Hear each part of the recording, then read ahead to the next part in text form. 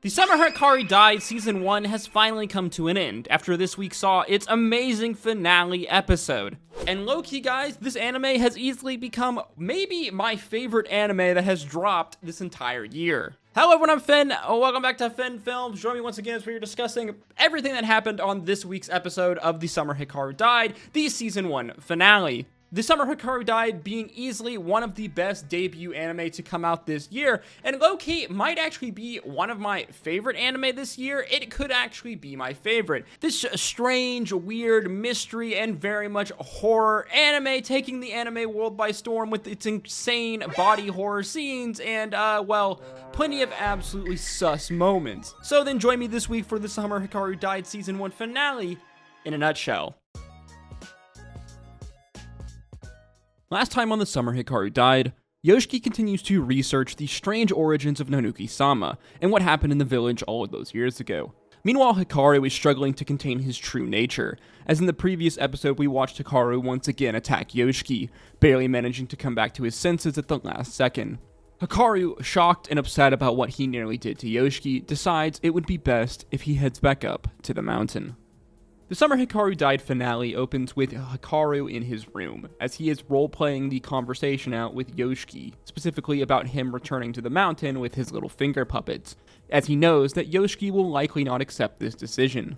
The next day we see the kids at school, as summer break is about to start the next day.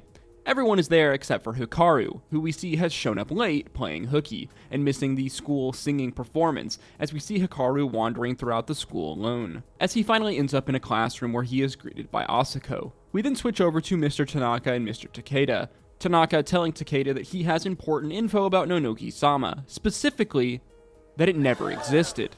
Tanaka telling him that it's just something that was made up by the villagers a long time ago, and that the Indo family ritual has been completely pointless from the very beginning. However, he believes there is an underlying cause to these strange things that have happened in the village that he plans on taking care of.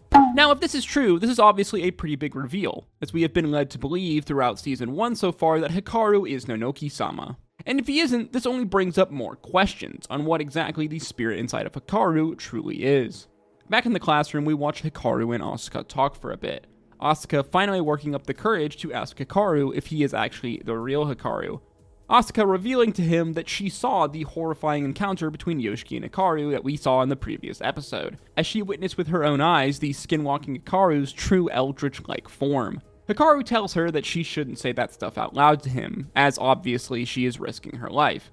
But Hikaru promised Yoshiki that he wouldn't hurt her anymore, as we watch Asuka begin to cry, the girl finally accepting that her friend Hikaru, the real Hikaru, is actually dead, as the girl grieves him in that moment. The skinwalking Hikaru realizes that this is what all of the boys' friends should be doing, but obviously none of them realize that the real Hikaru is actually dead, as Hikaru thinks maybe Yoshiki and all of the other friends would be better off if he wasn't there anymore, so they could actually mourn the real Hikaru and move on, as Hikaru apologizes to Asuka.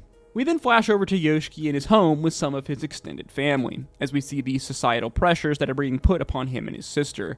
Hikaru then arrives asking Yoshiki if he wants to ditch and go hang out, the boys taking the train to the next town over. These train scenes are actually really cool, as there is this blend of live action, specifically we can see here in the background of the mountain landscape, as well here in this scene specifically, this very much being live action footage of an actual mountain Japanese town, very similar to the one that I lived in. I think this is really cool, and it's rare you actually see this much live action footage be used in an anime. The boys then go to the arcade, Yoshiki winning a prize for his sister. Yoshiki then asks Hikaru if he remembers anything about Nonoki-sama. Hikaru saying no, but he does feel like he is able to grant requests or even wishes, but Yoshiki doesn't want to test it. Yoshiki then wonders what they should do about the impurities, and what was up with the weird sketch that he discovered in the previous episode. I covered this sketch and all of my theories about it in my video I put out last week over that episode, so go check it out if you're curious about that. The boys then go to the beach together to look at the ocean, Hikaru absolutely freaking out with happiness and joy at getting to see it. He then sees a big snake, the snake's eyes glowing along with Hikaru's, as we watch the snake slither away. The skinwalking Hikaru then revealing to Yoshiki what the real Hikaru said to him right before he died. The boy saying that he didn't want to make anyone sad, and that he didn't want Yoshiki to be alone. The strange eldritch-like entity granting his request, taking over his dead body, hence why he is here right now. He then tells Hikaru that he is having a hard time controlling his monster-like impulses, specifically his craving for human souls. But he has decided that he will climb back up to the mountain in order to protect everyone in the village from the impurities, and show Yoshiki and Hikaru's other friends can ultimately move on with their lives. Yoshiki obviously doesn't take this very well, the boy freaking out in anger as he charges into the ocean, grabbing Hikaru's shirt. Yoshiki angry that Hikaru would make such a reckless plan, angry that he has been doing all of this research seemingly for nothing. Hikaru then telling him, to his shock, that he loves him, and that he really likes spending time with him. Yoshiki's mind in this moment kind of breaking, as the boy has a bit of an existential crisis, as he feels like he is the one who is truly the monster, as his real reason for wanting Hikaru to stay and to help him is purely selfish. Yoshiki has been lying to himself this entire time, lying to himself about doing all of this for the sake of the village and to get rid of the impurities, as he has always hidden his true self from everyone, even himself, his true self being a selfish asshole. At least that's how Yoshiki seemingly sees it. This being probably one of the most emotional scenes of the entire season so far, as we watch Yoshiki beg Hikaru to reconsider. The two boys begin tussling with one another in the ocean in this very suggestive as well as just, very emotional scene. As we slowly fade out, seeing Tanaka watching this encounter between the boys the entire time from a bench nearby on the beach. As Yoshiki continues to beg Hikaru to stay, saying that he is just a shitty, selfish asshole. Yoshiki begging them as though he possibly couldn't live with himself if Hikaru left. Hikaru laughing as he strokes Yoshiki's head, saying it took him long enough. Hikaru cutting Yoshiki off as he sees Kaoru's gift floating away in the ocean. Yoshiki saying he doesn't need it, as the boys go to shore, sitting with each other watching the sunset, as Mr. Tanaka walks up holding Kaoru's floaty, as season 1 of the Summer Hikaru Dies finally comes to an end. And yes, that was the Summer Hikaru Died finale in a nutshell. What an incredibly emotional episode as well. Probably the most emotional episode of this entire series.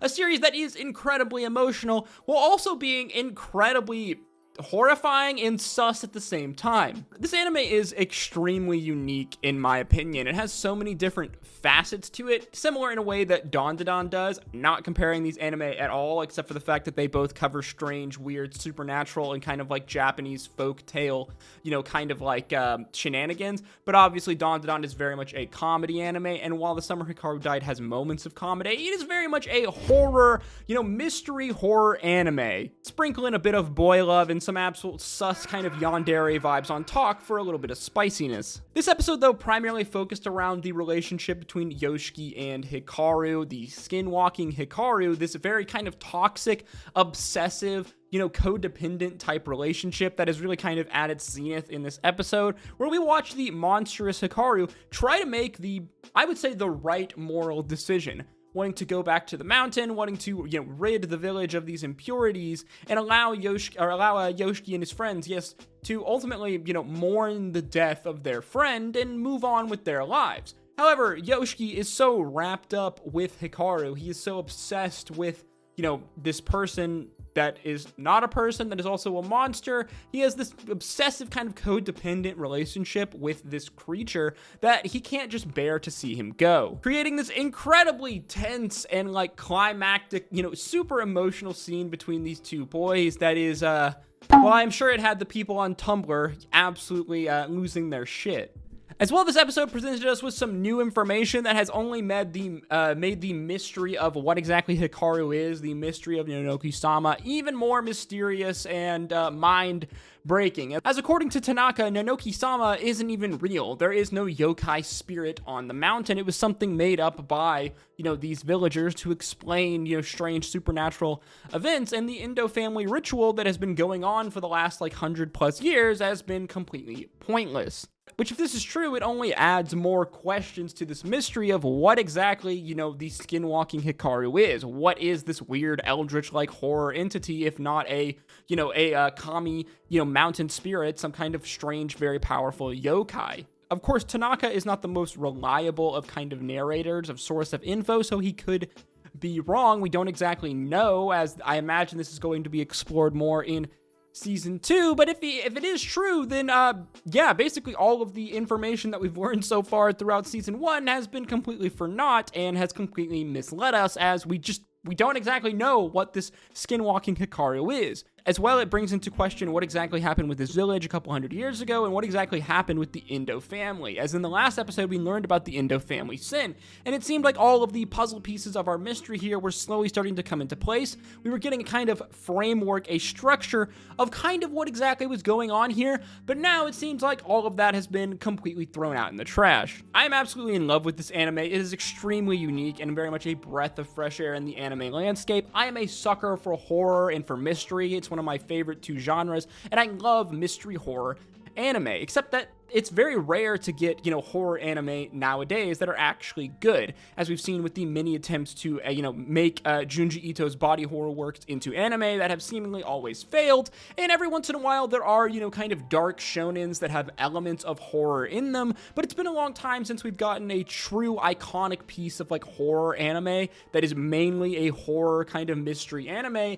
But it seems like The Summer Hikaru Died has finally risen up and claimed that mantle. Now, I read a little bit of the manga coming in to the anime, but I've been completely blown away with how good this anime is, from its voice acting, from its animation, its quality of its animations, to the way that they tell its story. But I think really what this anime does well is it manages to capture all of the horror tone and vibe of the manga and put it on on the screen, which is something that is extremely difficult to do.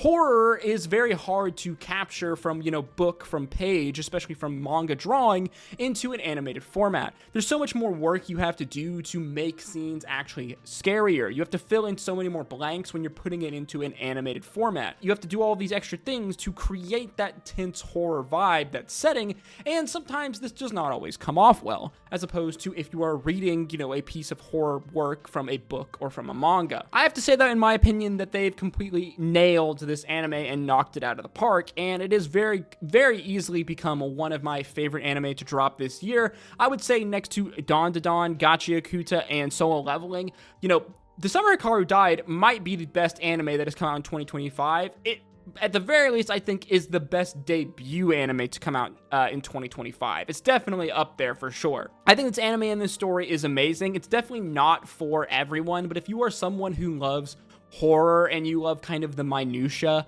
of horror and kind of a deep, tense, anime that has a bunch of different kind of different facets in its storytelling, then this anime is definitely for you. Again, I think that it is one of the best anime that have come out this year. It is the anime that has very much taken me by surprise the most, I have to say, probably outside of Gachi Akuta, as far as debuting animes that have really caught me off guard with just one, how deep they are and how good they actually are.